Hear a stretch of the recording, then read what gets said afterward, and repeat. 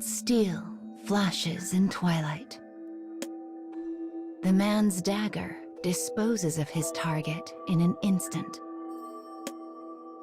There is not even the opportunity for last words. The man is a nameless mercenary hired by his homeland. His job is to accompany a gifted assassin and assist her whenever she eliminates important figures.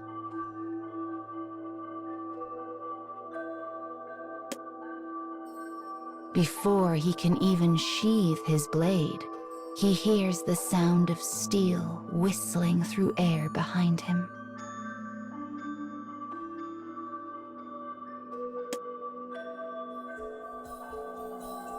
Another target falls, never to rise again.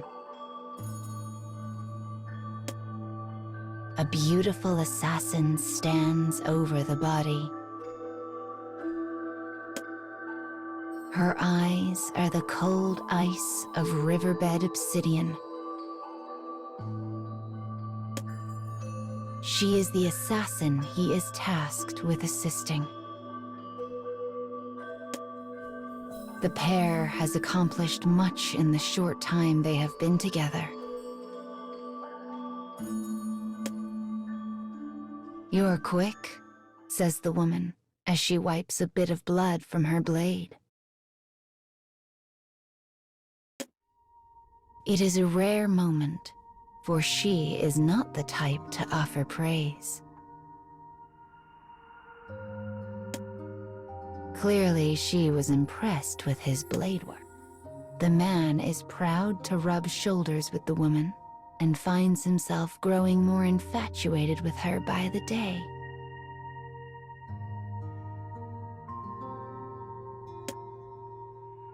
No, not infatuation. Love. But for this woman, who was born to an assassin family, love is an unfamiliar concept.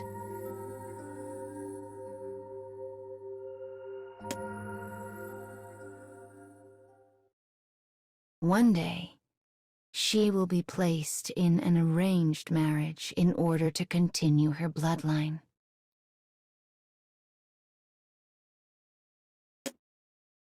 Her family would never recognize a union between her and a nameless mercenary such as himself.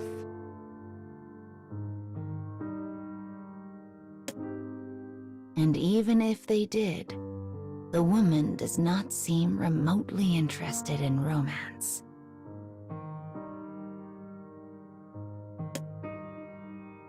Yet that is why. That is precisely why. Her otherworldly beauty is a naked scalpel glimmering in the evenfall, and it enraptures him.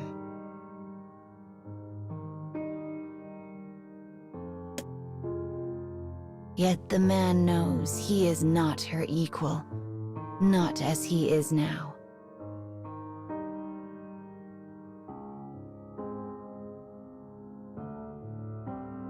So he bottles his emotions deep in his heart, completes his mission, and sets out on his own.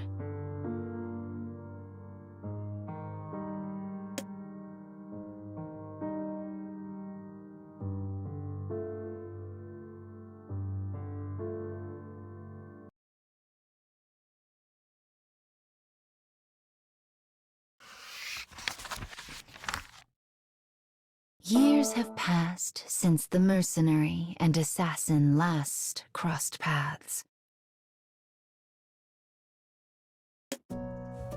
The man abandoned her suddenly, his torrent of emotions left unsaid and unmentioned.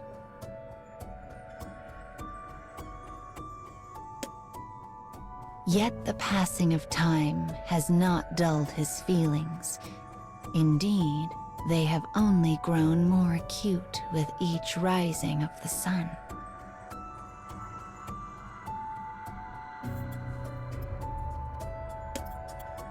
He has moved beyond attraction, beyond love.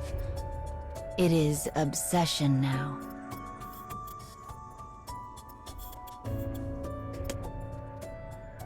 He forgets the worth of all other things and uses his tenacity to discover repeated success in his trade.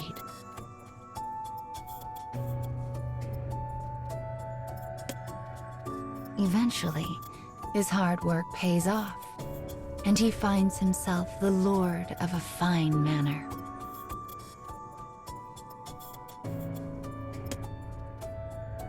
And then, finally, the day arrives.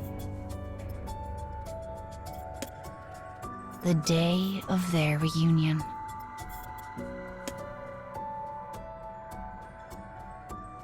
The silhouette of a woman shimmers into existence. The figure moves with hidden grace and purpose. Her appearance has been disguised with false hair, heavy makeup, and a cloak.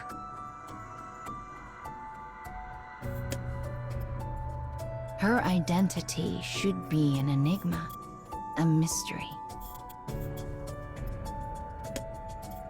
Yet he knows. One glance at those obsidian eyes is all he needs.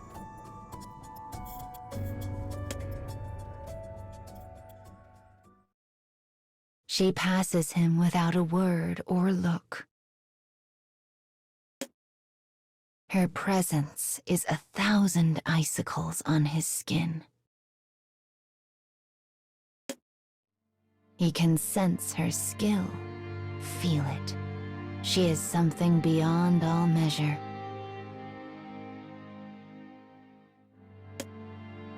It takes all of the man's considerable will not to collapse in the presence of her aura.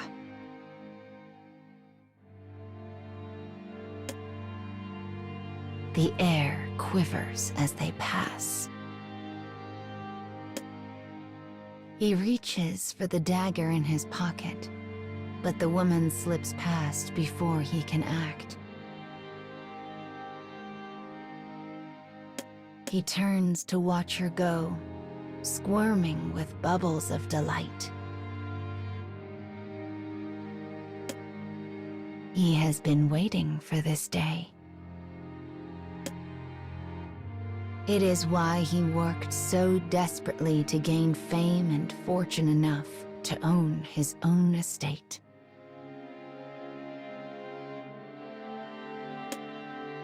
So he could finally become her target.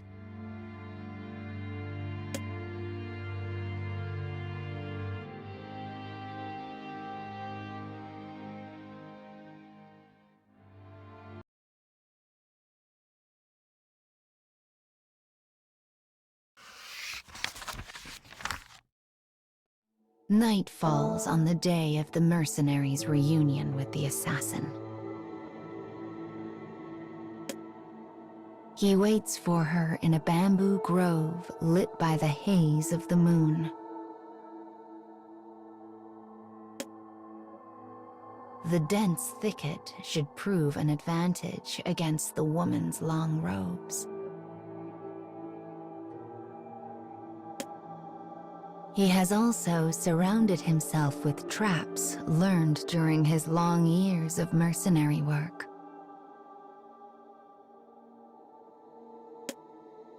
Of course, she sees through all of this. Yet despite her awareness of the situation, she slips through his traps and stands boldly before him.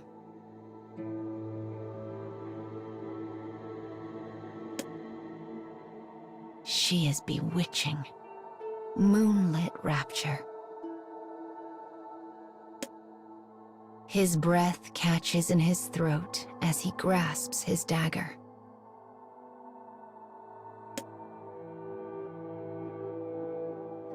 Somehow, impossibly, Her allure has only grown stronger over the years.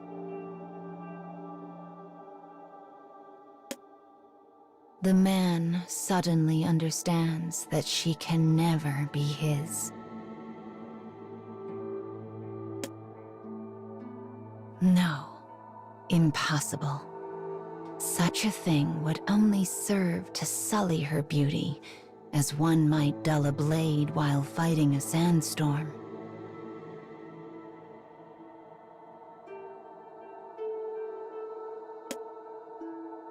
He has but one desire left. Though the woman has come for his life, he now intends to claim hers.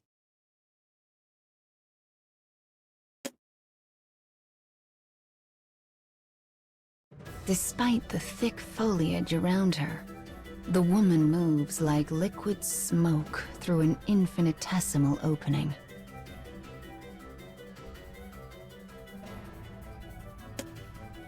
She is a wraith, a willow, a fiendish dread that slips and flickers like a goddess dancing on an ocean of endless ice.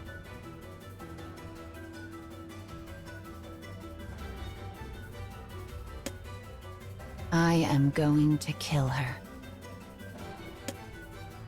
He burns this image into his memory, then quietly seals it away.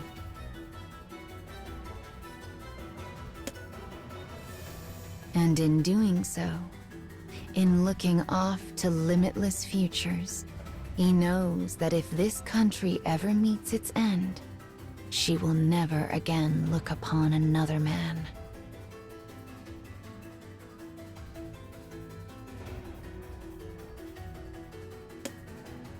His dagger flashes, her katana gleams. A second strike, a third. The man's arm is grazed, but he deftly turns the attack aside and leans his whole being into his counter.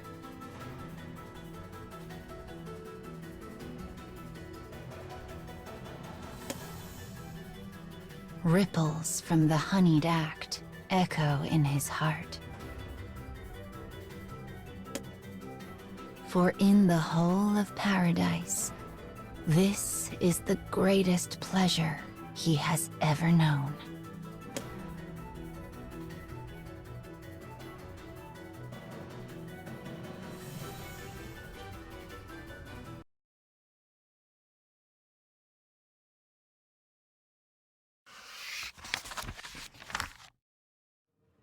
Each time the man brandishes the dagger, he feels the woman's body growing ever closer to his own.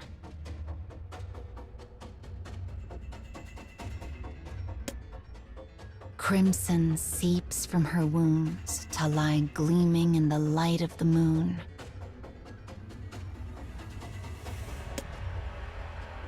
The woman staggers, her eyes empty. She has lost much blood. This is the peak of my pleasure. Yet, as the man grips his dagger and readies to end her life, he realizes something. His intellect is honed, sharp. His obsession deep, pure. These things have driven him to the brink of madness. And he is tumbling into endless hallucination.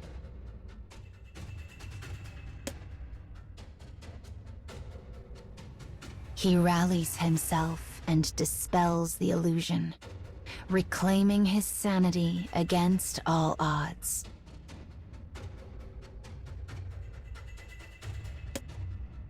But the moment the woman's katana grazed his arm, his fate was already sealed by the poison on the edge of the blade. His foggy consciousness desperately attempts to train his vision on the assassin. But she is a featureless blur. The man cannot read her expression. He does not know how she looks at him.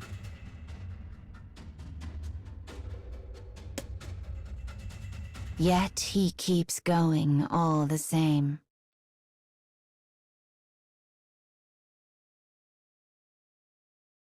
I am the one who must end you. Fuel returns to his soul, and he brandishes his dagger anew.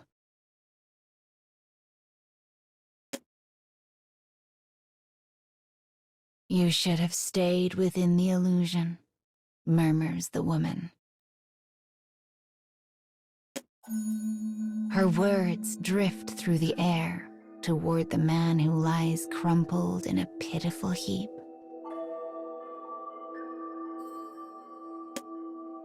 After so many years, his blade work had grown even more precise. And because she knew this, she did not wish to kill him. Instead, she wished only to render the powerful man powerless. Yet his intellect combined with her immaturity and ended up removing his future.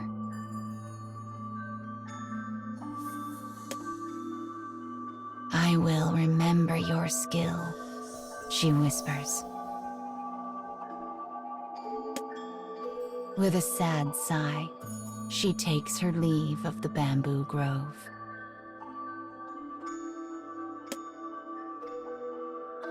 The man's corpse gazes forlornly at the clouds that drift endlessly across the sky.